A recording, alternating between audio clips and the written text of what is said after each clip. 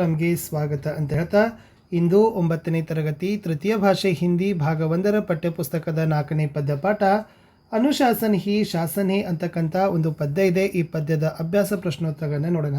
ವಿಡಿಯೋನ like, share ಮತ್ತು subscribe ಮಾಡೋದನ್ನು ಮಾತ್ರ ಮರೆಯದಿರಿ ಅಂತ ಹೇಳ್ತಾ ವಿಡಿಯೋದ ಡಿಸ್ಕ್ರಿಪ್ಷನ್ ಬಾಕ್ಸ್ನಲ್ಲಿ 9ನೇ ತರಗತಿಯ ಎಲ್ಲ ವಿಷಯಗಳಲ್ಲಿ ಕೂಡ ಪ್ರತಿ ಪಾಠದ ಪ್ರಶ್ನೋತ್ತರಗಳು ನಿಮಗಾಗಿದ್ದಾವೆ.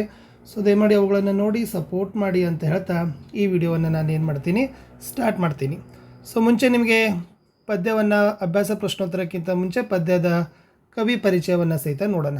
ಸೊ ವಿಧ ಬಂದುಬಿಟ್ಟು ಕವಿತಾ ಕವಿ ಡಾಕ್ಟರ್ ರಮೇಶ್ ಮಿಲನ್. ಸೊ ಮುಖ್ಯವಾಗಿರ್ತಕ್ಕಂಥ ಆಶಯ ಏನಪ್ಪ ಅಂದರೆ लाल हरी पीली बत्ती ए ट्रैफिक के संकेत है.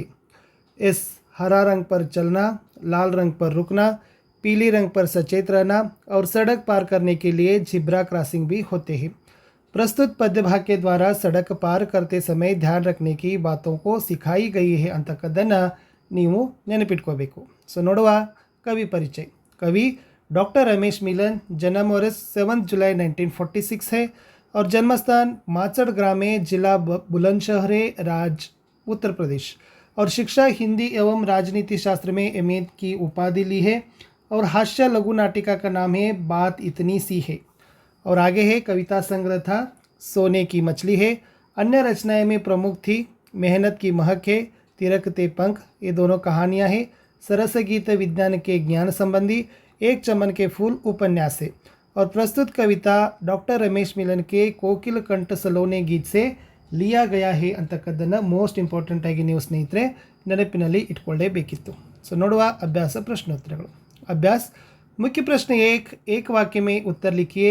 पहला प्रश्न है बच्चों को सड़क पर जाकर क्या नहीं करना है. सो द आंसर इज बच्चों को सड़क पर जाकर कभी नहीं खेलना चाहिए. प्रश्न 2 हेलमेट के बिना कौन चलते हैं. सो द आंसर इज समझदार लोग लापरवाही के कारण हेलमेट के बिना चलते हैं.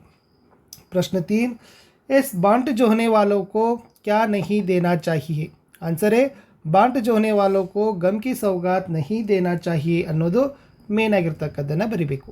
ಪ್ರಶ್ನೆ 4 घायल को फौरन कहाँ पहुँचाना चाहिए. सो द आंसर इज घायल को फौरन अस्पताल को पहुँचाना चाहिए.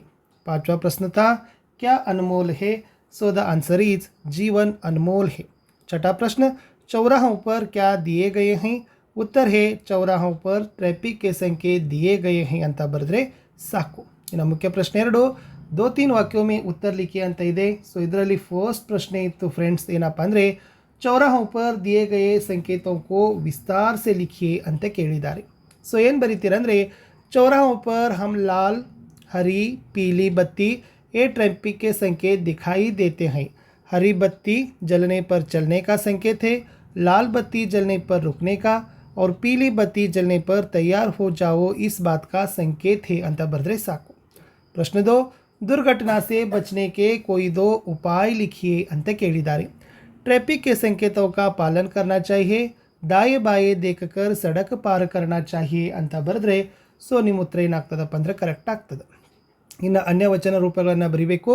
सड़क सड़कें, साइकिल साइकिलें, बच्चा बच्चे, दुर्घटनाएं दुर्घटना, सिद्धांत सिद्धांत, चौराहे चौराह ಅಂತ ಏನಾಗಬೇಕಪ್ಪ ಅಂದರೆ ಇದ್ರದ್ದು ಆಗಬೇಕು. ಇನ್ನು ಉದಾಹರಣೆ के अनुसार लिखिए ಅಂತ ಇತ್ತು. ಸೊ ಧಾತು ಮತ್ತು ಕ್ರಿಯಾಶಬ್ದಗಳನ್ನು ಬರೀಬೇಕಿತ್ತು. खेल खेलना, लग लगना, चल चलना, रुक रुकना, चुरा चुराना ಅಂತಕ್ಕಂಥದ್ದು ಏನಾಗಿತ್ತಪ್ಪ ಅಂದರೆ ಬರೀಬೇಕು. ಇನ್ನು किन्हीं 5 ऐसे नियमों को लिखिए उन्हें आप अपने स्कूल में पालन करते हैं ಅಂತ ಇತ್ತು. सो समय पर स्कूल पहुंचना, घंटी बजते ही कक्षा के अंदर प्रवेश करना, समवस्त्र या गणवेश या वर्दी पहनकर स्कूल जाना, साफ सुथरा वातावरण बनाए रखना, मिलजुल कर सबके साथ रहना ಅಂತಕ್ಕದ್ದನ್ನು ಈ ನಿಯಮಗಳನ್ನು ನೀವು ಬರೆದ್ರೆ ಸೊ ಉತ್ತರ ಕರೆಕ್ಟ್ ಆಗ್ತದೆ. ಇನ್ನು ಅನುರೂಪತೆ ನೋಡೋಣ. ಸೊ ಅನುರೂಪತೆಯೂ ಕೂಡ ತುಂಬ ಮೋಸ್ಟ್ ಇಂಪಾರ್ಟೆಂಟ್ ಆಗಿರ್ತಕ್ಕಂಥ ನಿಮ್ಮ ಪರೀಕ್ಷೆಗೆ ಕೇಳ್ತಾರೆ ಫ್ರೆಂಡ್ಸ್. ಸೊ ಫಸ್ಟ್ ಇತ್ತು ಚಲತಿ ಬಸ್ ಮೇ ಚಡೋ ನಹಿ ತುಮ್ ಸಡಕ್ ಪರ್ ಜಾಕರ್ ಕೇಳಿದರೆ ನಹಿ ಖೇಲನೆ ಲಗ್ನಾ is the right answer. Second one ಕರೋ ಮದದ್ ಘಾಯಲ್ ಕಿ ಪಾಲನ್ ಕರೋ ಟ್ರೈಫಿಕ್ ಕೆ ಸಂಕೇತೋं की ಅಂತ ಬರೀರಿ. ಇನ್ನು ಲಾಲ್ ರಂಗ್ ರುಕನಾದ, ಹರಾ ರಂಗ್ ಚಲನ. ಇನ್ನು ಚಾರಪಥ ಚತುಷ್ಪಥ, ಚಾರ್ ರಾಹ ಚೌರಾಹ ಅನ್ನೋದನ್ನು ನೀವೇನು ಮಾಡ್ಬೋದು ಏಕಲ್ ವಚನದಲ್ಲಿ ಬರೆದ್ರೆ ಉತ್ತರ ಕಂಪ್ಲೀಟ್ ಆಗ್ತದೆ. ಇನ್ನು ಸಹಿ ಅವ್ರ ಗಲತ್ ಚಿನ್ನ ಲಗಾಯೆ ಅಂತ ಕೇಳಿದ್ದಾರೆ. ಯಾವೆಲ್ಲ ಸಹಿ ಮತ್ತು ಗಲತ್ ಇದಾವಂದರೆ सड़क पर चलते समय खेलना है, गलत है. समझदार हेलमेट पहनकर वाहन चलाते हैं, बिल्कुल सही. घर पर इंतज़ार करने वालों को गम का सौगात देना है, गलत है. दुर्घटना होने पर न आंख चुराना है, सही है. घायल की मदद नहीं करना चाहिए, गलत है. हमें चलती बस में चढ़ना नहीं चाहिए, बिल्कुल सही वाक्य है. और नेक्स्ट तो सो रंग भरिए और उचित प्रश्नों के उत्तर लिखना था. ಅಲ್ಲಿ ನೀವು ಬಣ್ಣಗಳನ್ನು ತುಂಬಬೇಕು. ಸೊ ಲಾಲ್ ಇತ್ತಂದರೆ ಕೆಂಪು ತುಂಬ್ರಿ, ಹರ ಇತ್ತಂದರೆ ಹಸಿರು, ಪೀಲಿ ಅಂದರೆ ಹಳದಿ ಬಣ್ಣವನ್ನು ತುಂಬ್ರಿ. ಪ್ರಶ್ನೆಗಳಿಗೆ ಉತ್ತರ ಏನಿತ್ತಪ್ಪ ಅಂದರೆ ಲಾಲ್ ಬತ್ತಿ ಜಲನೆ ಪರ್ ಕ್ಯಾ ಕರ್ನಾ ಚಾಹಿಯೆ ಅಂತಿತ್ತು. ಲಾಲ್ ಬತ್ತಿ ಜಲನೆ ಪರ್ ರುಕನಾ ಚಾಹಿಯೆ. ಇನ್ನು ಪೀಲಿ ಬತ್ತಿ ಕ್ಯಾ ಬತಾತಿ ಅಂತ ಕೇಳಿದರೆ ಪೀಲಿ ಬತ್ತಿ ತಯಾರ್ ರಹನೆ ಕೆ ಲಿಯೆ ಬತಾತಿ ಹೇ ಅಂತ ಬರೆದ್ರೆ ಸಾಕು. ಇನ್ನು ಹರಿ ಬತ್ತಿ ದೇಖ್ನೆ ಪರ್ ಕ್ಯಾ ಕರ್ನಾ ಚಾಹಿಯೆ ಅಂತ ಕೇಳಿದ್ದಾರೆ. ಸೊ ಹರಿ ಬತ್ತಿ ದೇಖಕರ್ ಚಲ್ನಾ ಚಾಹಿಯೆ. ಲಾಸ್ಟ್ ಇತ್ತು ಸಡಕ್ ಕಾ ರಂಗ್ ಕೌನ್ಸಾ ಹೋತಾ ಹೇ ಅಂತ ಕೇಳಿದ್ದಾರೆ. ಸೊ ಸಡಕ್ ಕಾ ರಂಗ್ ಕಾಲಾ ಹೋತಾ ಹೇ ಅನ್ನೋದನ್ನು ನಾವೇನು ಮಾಡ್ಬೋದು, ಬರಿಬೋದು.